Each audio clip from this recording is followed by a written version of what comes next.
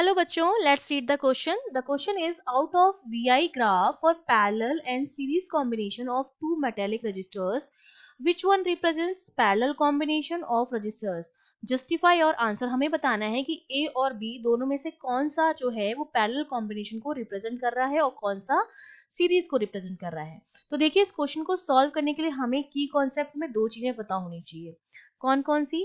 पहला हमें पता होना चाहिए ओम्स लॉ, जो क्या कहता है V इक्वल्स टू जो होता है वो आई आर के बराबर होता है। तो यहाँ से R जो आता है वो V अपॉन आई के बराबर आता है। इसका मतलब V और I के बीच में जो ग्राफ होगा उसका जो स्लोप होगा वो हमें क्या देगा? रेजिस्टेंस देगा। ठीक है, अपॉन में अगर दो चीजें आती हैं उनके बीच में ग्राफ बन रहा है तो उनके अपॉन में आने से जो हमें चीज मिलती है वो हमें किससे मिलती है? स्लोप से मिलती है।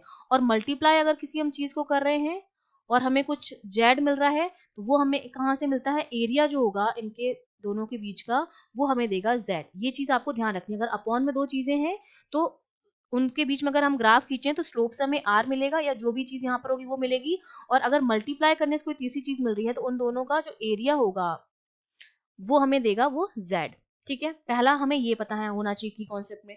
दूसरी चीज की कॉन्सेप्ट में हमें ये पता होनी चाहिए कि r मेरा दो तरह से इसका कॉम्बिनेशन हो सकता है, या तो सीरीज कॉम्बिनेशन होगा या पैरेलल कॉम्बिनेशन होगा। ठीक है, सीरीज कॉम्बिनेशन में जो R इक्विवेलेंट होता है that is equals to R1 plus R2 plus dash dash dash. मतलब R इक्विवेलेंट जो आता है वो सारे जो रेजिस्टेंस होते हैं उनके समेशन के बराबर आता है। मतलब R इक्विवेलेंट R1 से भी बड़ा होगा, R2 से भी बड़ा होगा, R3 से भी बड़ा होगा, सबका समेशन करने से आ रहा है। ठीक है, और जब हम पैरेलल की बात करते हैं तो पैरेलल में जो R इक्विवेलेंट होता है that is equals to 1 upon R1 plus 1 upon R2 plus dash dash dash. मतलब इस केस में जो R इक्विवेलेंट आता जो है वो इंडिविजुअल जो रेजिस्टेंस होते हैं उनसे भी उनकी वैल्यू जो है कम आती है। ठीक है, R इक्विवेलेंट R1 से भी छोटा होगा, R2 से भी छोटा होगा, इस तरह से। ठीक है, और इस केस में क्या था? R इक्विवेलेंट सबसे ही बड़ा आता है। ठीक है, सबका समेशन करते हैं। तो इन दोनों से मुझे एक चीज पता चल गई है कि जो R इक्विवेलेंट मेरा सीरीज में होता है वो मेरा ज्यादा होता है compare to the R equivalent and parallel से।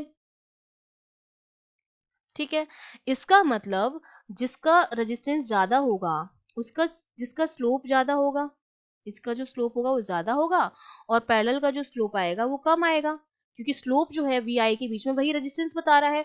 तो स्लोप जिसका हाई होगा उसका आर इक्विवेलेंट हाई होगा और जिसका स्लोप कम होगा उसका रेजिस्टेंस कम होगा। ठीक है, और जिसका रेजिस्टेंस कम होगा वो पैरेलल वाला होगा। तो अब आप देखिए जब आप ए और बी को देख रहे हैं तो बी का जो स्लोप है वो क्या है? हाई है, और ए का जो स्लोप है वो क्या है? कम है, लेस है।